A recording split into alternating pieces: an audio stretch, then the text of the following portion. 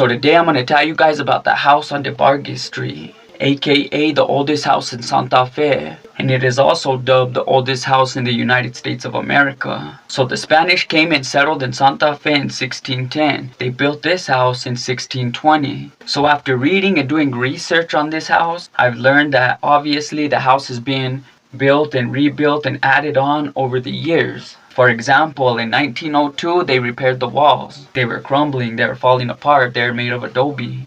They had to repair them, and while they were repairing them, they inspected them. And as they closely inspected it, they noticed at the base of the wall, the bottom, it was made with puddled adobe. Now, puddled adobe was a pre-Spanish way of building houses. The Spanish didn't use that way.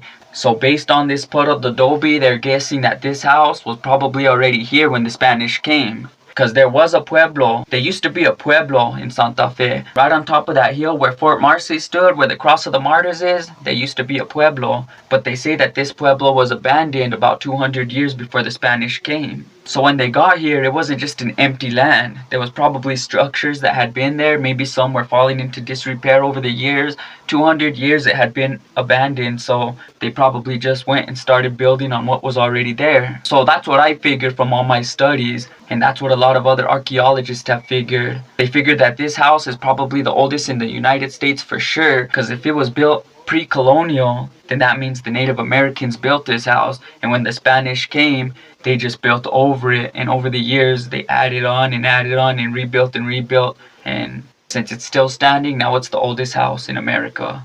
The oldest house in the United States, I mean. They took wood samples of the vigas and they found that they were cut around 1740 to 1770, so the 18th century. So it's obvious to me that the vigas were built 150 years later or so. So little by little this house became what it was. As I'm telling this story, I'm going to be putting pictures and letting them just show. And there's pictures of this house when cameras first came out, like the 1800s. And look how the house looks. It looks like it's about to fall apart the next time the wind blows. So it's understandable why they had to plaster the walls, remodel it, try to keep it there, try to keep the structure standing. Because Santa Fe has a lot of history, so they kept the structure standing and you could go see it to this day. It's right across the street from the San Miguel Mission. It's the oldest house in Santa Fe for sure, but a lot of people say it's the oldest house in the United States, and I believe that too. And when I say the oldest house in the United States, I need you guys to understand I'm talking about the oldest house still standing. Because who knows, maybe they built the house in 1598 over there in San Juan. Oñate and his people might have built them a couple houses, but those houses ain't standing anymore, so they don't count. The house on De Vargas Street is still standing, and it's been standing since at least 1620. That's when the Spanish built it and lived in it, but it was probably there since about the year 1300 or even before.